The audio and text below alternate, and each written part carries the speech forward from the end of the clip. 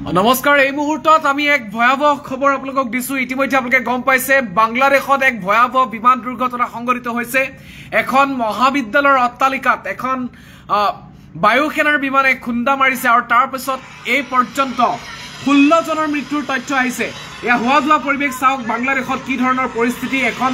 মহাবিদ্যালয়ত যেহেতু ঘটনা সংঘটিত হৈছিল আৰু মহাবিদ্যালয়ৰ ছাত্ৰ-ছাত্ৰীসকলৰ মাজতেই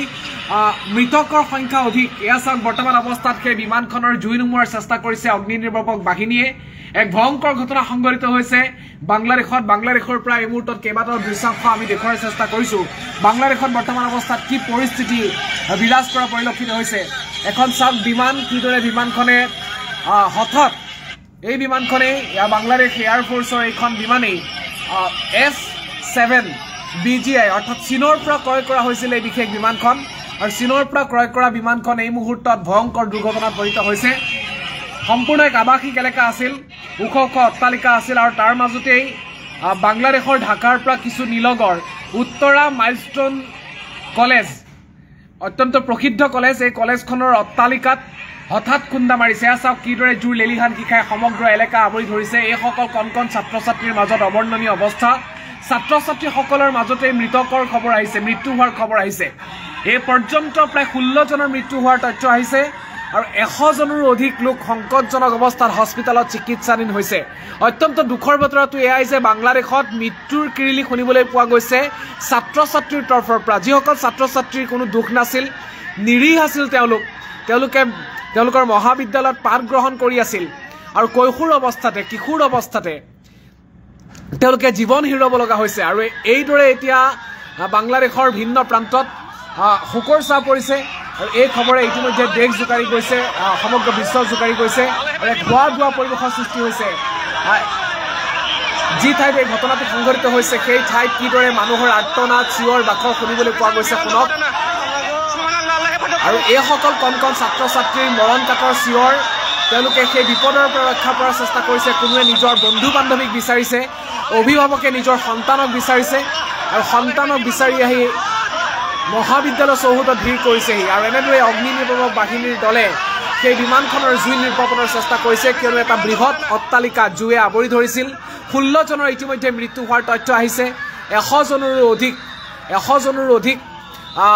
ছাত্ৰ-ছাত্ৰীৰ সৈতে শোকাবহ ঘটনা সংঘটিত হোৱাৰ সম্ভাৱনা আছে সংকটজনক অৱস্থা তেওঁলোকৰ আৰু বাংলাদেশ এয়াৰ ফোৰ্চৰ F7 চীনৰ পৰা ক্ৰয় কৰা সেই যুঁজাৰু বিমানখনে ভয়ংকৰ দুৰ্ঘটনাত পতিত হৈছিল আকাশৰ পৰা হঠাৎ আহি অট্টালিকাটোত খুন্দা মাৰিছিল যি অট্টালিকা এটা মহাবিদ্যালয়ৰ অট্টালিকা আছিল এখন মহাবিদ্যালয়ৰ অট্টালিকা আছিল আৰু সেই মহাবিদ্যালয়খন হৈছে ঢাকাৰ পৰা কিছু নিলগৰ উত্তৰা অঞ্চলৰ মাইলস্টোন কলেজ আৰু দুপৰীয়া 1:06 এই ঘটনাটি সংঘটিত হৈছিল এক অৱৰ্ণনীয় অৱস্থা এক বুজাব নোৱাৰা অৱস্থাৰ সৃষ্টি হৈছে আমি এই মুহূৰ্তত বাংলাদেশৰ সেই ভয়াবহ বিমান দুৰ্ঘটনাৰ তথ্য দিয়াৰ চেষ্টা কৰিছোঁ আহমেদাবাদৰ বিমান ট্ৰেজেডিৰ সকলো দৃশ্য সমগ্ৰ বিশ্ববাসীৰ চকুত জলপট হৈ আছে চকু মুদিলেই আহমেদাবাদৰ ট্ৰেজেডিৰ কথা ভাবিলে কিসমূহ দৃশ্য আপোনাৰ মনলৈ আহে আপুনি জানে আৰু সেই যি চাঞ্চল্য সেই যি বিভীষিকা মাৰ যাওঁতে পুনৰ এক ভয়ংকৰ বিমান দুৰ্ঘটনা সংঘটিত হৈছে যদিও যুঁজাৰু বিমান আছিল সেই বিমানখনত যি বায়ুসেনাৰ লোক আছিল তেওঁলোকৰ সংখ্যা অত্যন্ত তাকৰ কিমানজন আছিল সেই তথ্যটো আনুষ্ঠানিক তথ্য অহা নাই কিন্তু যেতিয়াই সেই বিমানখনে আহি হঠাৎ এটা অট্টালিকাত খুন্দা মাৰি দিলে সেই অট্টালিকাটো যেহেতু এখন মহাবিদ্যালয় আছিল ছাত্ৰ-ছাত্ৰীয়ে ঠাহ খাই আছিল পাঠ গ্ৰহণ কৰি আছিল তেওঁলোকে আৰু সেই মুহূৰ্ততে সমগ্ৰ অট্টালিকাটো এনেদৰে জুয়ে আৱৰি ধৰিছে আৰু জুয়ে আৱৰি ধৰাৰ পিছতে এতিয়া হাহাকাৰ লাগিছে কিয়নো বহু শিক্ষাৰ্থীৰ যি শৰীৰ সম্পূৰ্ণৰূপে বহুতৰে জ্বলি গৈছে আৰু বহুতৰে অগ্নিদগ্ধ হৈছে তেওঁলোক আৰু কিছুমানৰ 50% কিছুমানৰ 80% আৰু কিছুমানে ইতিমধ্যে মৃত্যুক আঁকোৱাই লৈছে আমি আশা কৰিছোঁ যে বাংলাদেশৰ এই যি বিমান ট্ৰেজেডি আজিৰ দিনটোত সংঘটিত হ'ল 21 জুলাই 2025 এই বিমান দুৰ্ঘটনাত যিসকল লোক ইতিমধ্যে যিসকল কণ কিশোৰ ছাত্ৰ-ছাত্ৰী ইতিমধ্যে মৃত্যু হৈছে তেওঁলোকৰ আমি চিৰশান্তি কামনা কৰিছোঁ আৰু যিসকলে বৰ্তমান অৱস্থাত হস্পিটালত জীৱন মৃত্যুৰে যুঁজিছে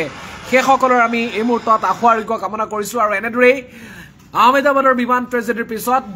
বিশ্বত আন এটা ভয়ংকৰ বিমান দুৰ্ঘটনা সংঘটিত হ'ল আৰু এবাৰ বাংলাদেশৰ উত্তৰা অঞ্চলত হোৱা সংঘটিত বিমান দুৰ্ঘটনাত এক প্ৰকাৰ আৰ্তনাদ চিঞৰ বাখৰ আৰু তাৰ মাজতে দুখৰ খবৰটো আহিছে যে 16 জনকৈ কণমানি ছাত্ৰ ছাত্ৰীৰ মৃত্যু হৈছে আৰু এই ঘটনাত 100ৰো অধিক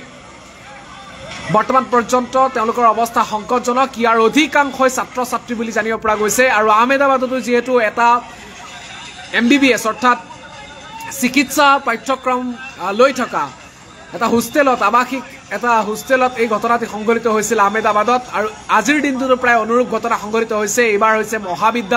মহাবিদ্যালয়ত যেহেতু যথেষ্ট সংখ্যক ছাত্ৰ ছাত্ৰী থাকে আৰু এখন প্ৰসিদ্ধ ভাল শিক্ষানুষ্ঠান আছিল আৰু এই শিক্ষানুষ্ঠানখনত এই ঘটনাটি সংঘটিত হোৱাৰ পিছত এতিয়া ছাত্ৰ ছাত্ৰীসকল যিসকল নিৰীহ আছিল বিদ্যালয়ৰ পৰা পিতৃ মাতৃয়ে তেওঁলোকক মহাবিদ্যালয়খনত থৈ গৈছিল হয়তো বহুতে হয়তো পিতৃ মাতৃৰ পৰা